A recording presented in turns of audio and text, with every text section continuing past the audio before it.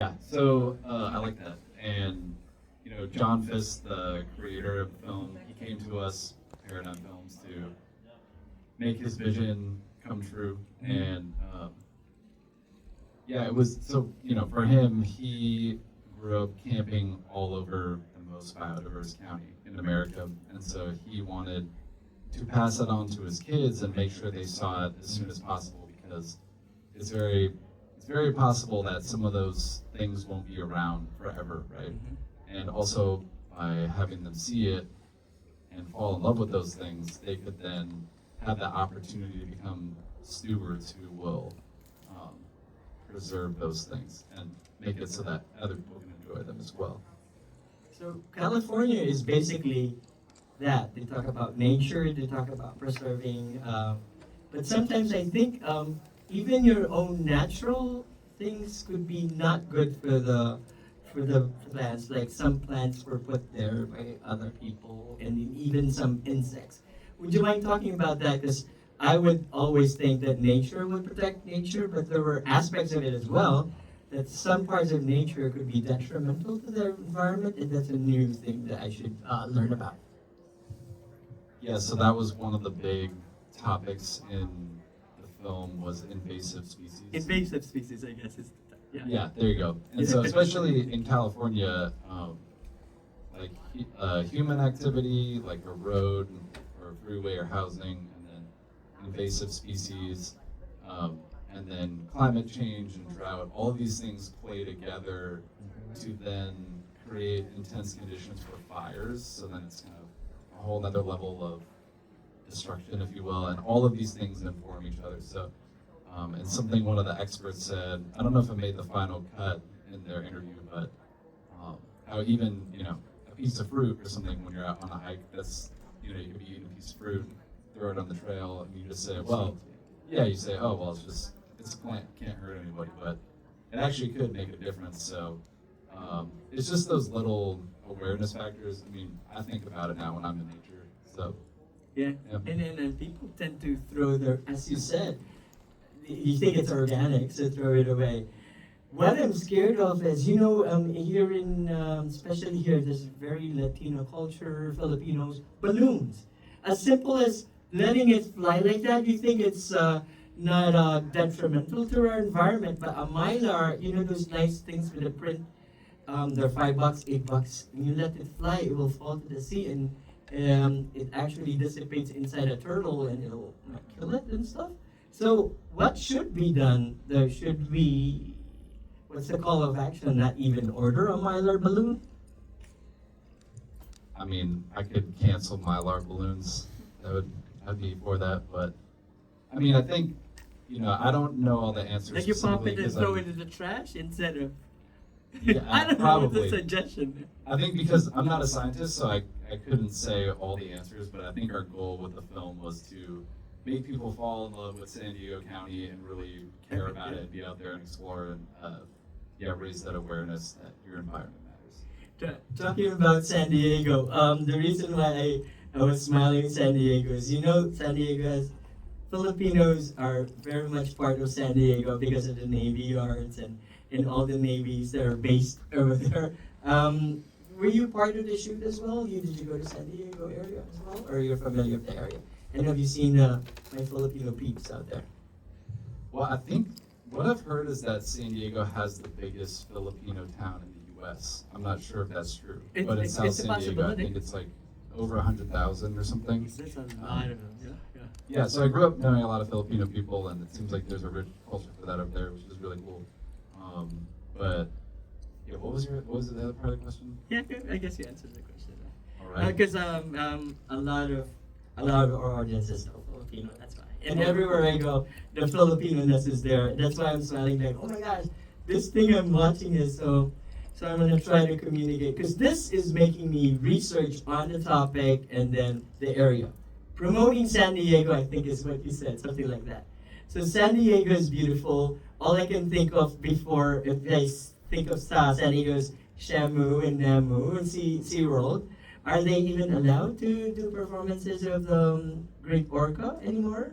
Because that's part of San Diego as a SeaWorld. It's what I remember San Diego about when I was a child when I visited San Diego. Yeah, I remember growing up going to SeaWorld because it was down the street and I enjoyed it. But I know Blackfish maybe casts a different light on it, and so maybe they're doing something different now. I'm not entirely sure, but I just hope there's responsible decisions being made, I guess is all I could say. How about hiking? Yeah, in Europe, hiking is part of Norwegian Scandinavian life, and I bet you guys you look very outdoorsy. About hiking and then going to, is it kosher to actually pick up flowers and play with them? Because I remember that I love you not. You know that this is a bouquet, and it's even cheaper to give it to your parents. You know that these beautiful staff of ours are each and every one is a flower, and when you put them together, International Festival Manhattan is a beautiful bouquet, and part of it is talent of skills, of course. Yeah, I guess I'm gonna say collaboration. This is a collaborative effort. John Fiska, family, you and your company as well. How is it to work with East Coast, West Coast, and I guess you're bi-coastal as well? Would you mind talking about collaboration, the collaborative effort in creating a beautiful masterpiece like this? Yeah, so we had a really awesome team on this. So John Fisk, the creator, he's based in San Diego. My business partner and co-founder of Paradigm Films is based in Kansas City. I'm here locally in New York, and then our two on-the-ground kind of director, VP guys, they live in San Diego and NorCal, and then our main editor, who's a true post-production artist, he just moved to the Pacific Northwest, actually. But yeah, it's interesting because on this film, all of those people played really important roles. Just like everyone's fingerprint is really on this film, and so for me, I conducted John Fisk's interview, and something that we do often in a lot of our films is I just call someone on Zoom and I say, can you please pull out your iPhone? We're going to record your interview on your phone. And we don't worry about having something perfectly mic'd or the perfect piece of equipment. We're just more like worried about getting the story, So the final cut of his voiceover is literally just recorded on his iPhone. So that's part of being flexible and collaborative. And so I'm from San Diego, but I didn't shoot anything in this film, and so I did everything. I played all of my part just at home in Brooklyn. The reason why I'm smiling is a lot of these people are into creating documentaries, including myself. It doesn't have to be perfect. Some parts could be shot on your phone, and it could be translated to another media, including this. But you see how beautiful that was? Would you mind doing a shout out for a film festival, putting your film in a beautiful theater like this? Yeah, you're a techie person, so how was your experience seeing it on screen here at the Look Dine Cinemas? Well, I've watched this film many times since I did a lot of editing and have seen a lot of versions, and it really was so different seeing it on the screen as compared to, I thought my iMac was really pretty, but this is definitely next level. And it's also interesting as the colorist, because I did all the color on the post-production.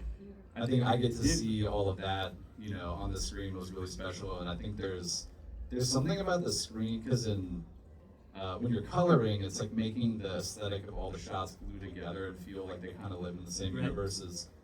That's part of the job, and it's tough to do. And something about seeing on the screen, I feel like it made it all glue together more and kind of a unified aesthetic, if that makes any sense. So that was really neat to see. So props to you for bringing it in the theater. Can I quote you for that? No, I'm so giddy when you said that. So, yeah, 2 questions. I think we have a question from Mike. Okay,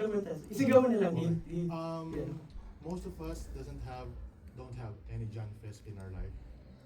To the late John Fisk, we don't have fathers that are camping all around the United States. So, for the next generation, how can we show them without John Fisk? Is it through film? Is it through experience? How can we impart the message of this film to the next generation? Yeah, imparting the message to the next generation. Well, I think, and something important to know too with John and how he camped around all the county with his dad was according to him, they did it because they had no money, and so they couldn't. That's all they had was to go out and camp.